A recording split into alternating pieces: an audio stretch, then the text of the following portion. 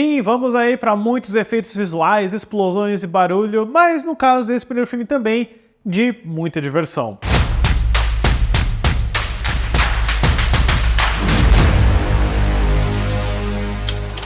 Olá, fãs da sétima arte, meu nome é Lucas Nascimento e esse é o Lucas Filmes e quem diria, quem poderia imaginar, vamos aí para mais um especial maratona retrospectiva de franquia aqui no canal. Na verdade, se vocês bem se lembram, no começo de 2023, eu fiz uma enquete onde vocês escolheriam se eu faria todos os filmes de Velozes e Furiosos ou todos os filmes da saga Transformers. E como eu tô aí precisando ocupar algum espaço da agenda do canal e nós vamos ter um novo filme dessa franquia lá em setembro, uma animação que vai contar a origem do Transformers, vamos começar revisitando a franquia dos cinemas live action com o primeiro Transformers de 2007, filme dirigido pelo Michael Bay. Mas antes eu pedi para você curtir esse vídeo, se inscrever no canal e ativar o sininho para não perder notificação dos próximos vídeos.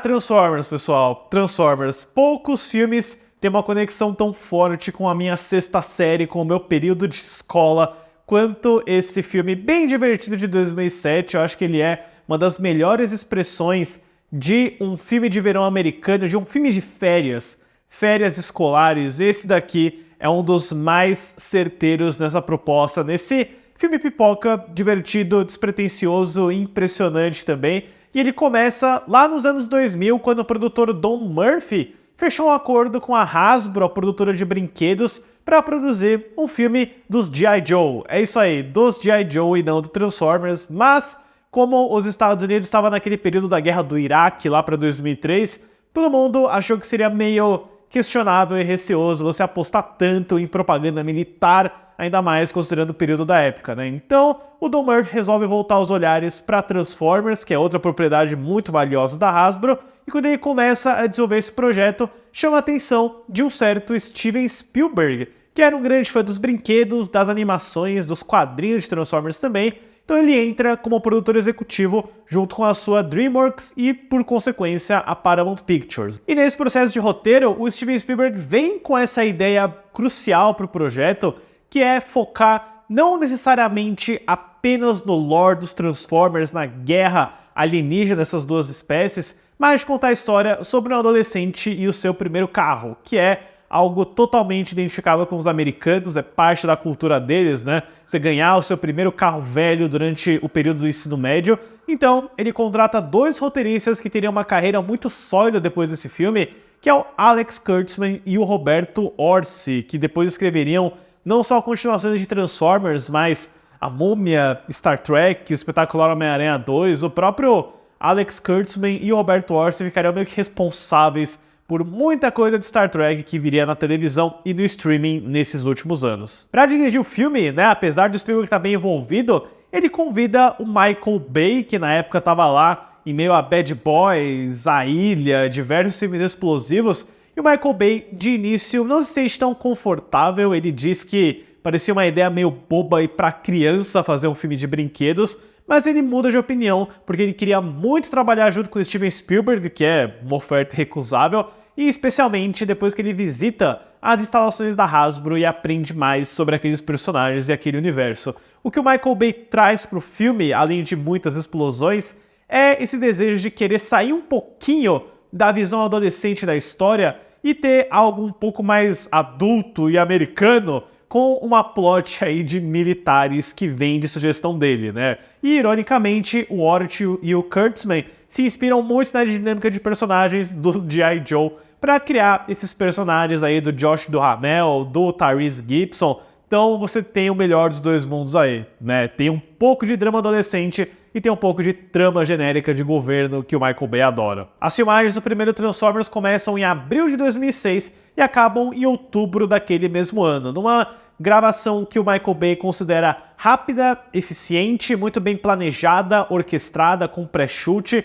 Tem making-offs maravilhosos sobre todos os filmes de Transformers e eu certamente vou achar um tempinho para falar mais sobre isso nos próximos vídeos, com um orçamento aí que o Michael Bay jura de pé junto que foi de 145 milhões, mas que tem algumas fontes externas que afirmam que ele teria chegado na casa de 200 milhões. E assistindo ao filme, eu acredito que ele foi muito caro. E o resultado, que chegou nos cinemas em 2007, há 17 anos atrás, meu Deus do céu, é um filme que, né, iniciou uma das franquias mais lucrativas da Hollywood recente e que, na minha opinião, apesar de ele ter dado início a uma série de manias e lições ruins da maior parte da indústria, eu ainda considero um baita filme de verão, um baita filme pipoca e pura diversão. A história do filme segue o adolescente Sam Witwicky, vivido por Shia LaBeouf. Animado por ganhar seu primeiro carro, ele descobre que o veículo é membro de uma raça alienígena conhecida como Transformers, que estão em meio a uma guerra civil para o controle de uma tecnologia poderosa perdida na Terra. O Steven Spielberg é um gênio, pessoal, um gênio mesmo, porque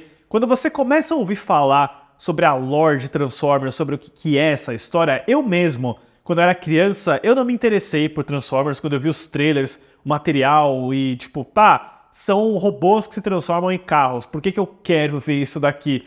Mas quando você pega essa veia humana, essa história do cara da escola, que é o nerd, que tem um crush na menina mais bonita da escola, que é a Megan Fox, que também dominou Hollywood naquela época, você fica imediatamente do lado dele, você compra essa história. Ainda mais com as pinceladas cômicas, né? Ele não é um filme que se leva tão a sério em todos os momentos e você naturalmente tem que lidar com o senso de humor infantilóide do Michael Bay, que vai aparecendo aqui e ali, ainda mais com o linguajar e as gírias dos robôs, né? Mas eu acho que é equilibrado. Eu acho que ele cria uma narrativa que é de fácil acesso para qualquer pessoa, tem aquela coisa do quadrante múltiplo, né? Ele não vai ser restrito a ala nerd que conhece os Transformers, que é viciado em Transformers. Não, ele vai agradar esse público, mas ele vai abrir para muitas outras pessoas. Foi o meu caso, eu assisti esse filme no finalzinho de férias escolares, então eu lembro muito bem dele estar associado com esse período, sabe? Tipo, meu Deus, agora elas vão voltar, mas eu vou ver esse grande espetáculo de ação e explosão e efeitos visuais, ter um pouquinho de diversão antes de voltar para a realidade.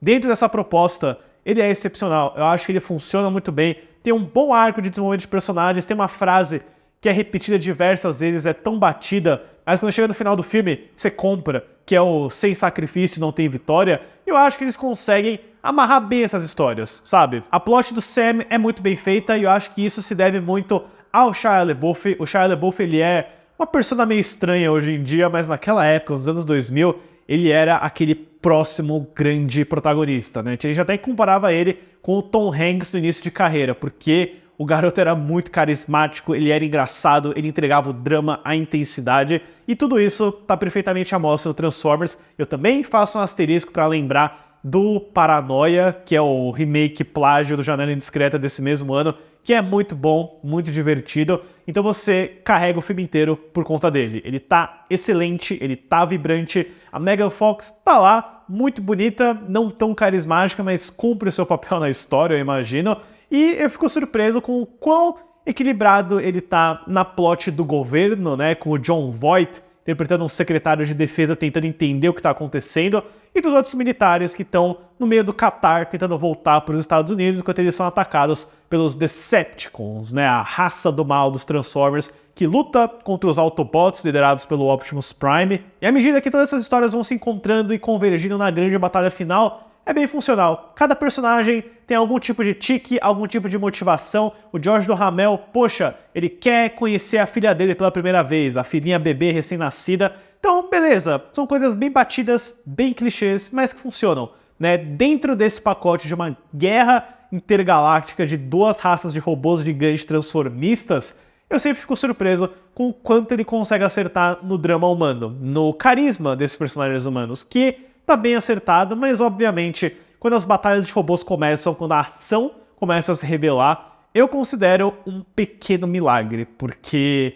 é um dos trabalhos de efeitos visuais mais impressionantes do último século para mim, com toda certeza. Esse filme de 17 anos atrás ainda tem efeitos visuais melhores do que a maioria que chegou aos cinemas hoje. Eu acho que isso vem da inteligência do Michael Bay como realizador. Ele é um profissional com P maiúsculo, não tenho dúvida disso. Ele pode não ser um grande autor na maioria dos filmes dele, mas não tem como negar que ele sabe fazer o trabalho dele, né? E eu acho que a mistura de efeitos práticos com esses efeitos digitais extremamente complexos e sofisticados, nessas transformações que o Steven Spielberg nos bastidores fala que são matemáticas de como um robô vira um caminhão, é espetacular, é maravilhoso, né? Tem momentos aqui, como essa tomada incrível desse Decepticon atravessando um ônibus, onde o ônibus despedaçando é de verdade, a explosão é real, mas o elemento Transformer ali é totalmente digital. Então, acho que é por isso que esses filmes não envelhecem mal, porque você tem uma integração muito boa de elementos que ajudam a compor esse quadro, o fogo, a faísca, os destroços, e aí ele fica extremamente mais rico quando você adiciona esses efeitos digitais, né? E nós temos aqui muitas batalhas, muitos robôs se socando, muitas transformações. A batalha final no centro da cidade é inspiradíssima, tem momentos ali de money shot, de tomada heróica, que são muito legais, tem algumas frases, né? Tem que ter algum tipo de respeito para um filme que ousa ter seus personagens gritando seus nomes para si mesmos, né? O Megatron aparece lá, eu sou o Megatron. Tá bom. É um filme de brinquedo, né? É um filme de brinquedo, eu acho que ele, apesar de às vezes ter um elemento um pouquinho mais sério, um pouquinho mais melodramático, ele não esquece essa raiz dele, né? Eu acho que é um bom pacote. Não tem como eu ir tão profundamente nesse primeiro Transformers, porque ele é o que é, ele é um filme de ação, ele é um filme de aventura, mas esse elemento humano que o Steven Spielberg insistiu para ter é o grande diferencial. Eu acho que sem isso o filme iria desmoronar, porque no final do filme, quando você tem o Sam Witwicky arriscando a vida dele para salvar um robô gigante, você acredita naquilo, funciona. E toda a relação do Sam com o Bumblebee, que é o carro dele, também é bastante funcional, é eficiente, tem um pouquinho do ET ali, quando você adiciona uma organização do governo, que é o Setor 7, chefiada aí pelo personagem do John Turturro, né? Você lembra desses toques do Spielberg, tem a megalomania do Michael Bay para trazer flares, pôr do sol, tomadas épicas em câmera lenta. Tipo, isso funciona muito bem quando você tem o Sam e a Micaela no momento mais íntimo, né? Falando que eles não se arrependem de nada. Mas aí chega a beirar o ridículo quando você tem uma figurante aleatória gritando no meio da câmera quando passa um robô por cima dela. O Michael Bay é um cara de excessos e o Transformers é um caso assim onde, na minha opinião, tá tudo equilibrado na ação, na plot e no humor. Pra Transformers de 2007, eu dou uma nota 8. E no lado financeiro, o primeiro Transformers foi um grande sucesso de bilheteria, pessoal, foi um dos grandes campeões daquele verão, que foi gigantesco, né, com Homem-Aranha 3, Piratas do Caribe 3, Shrek 3.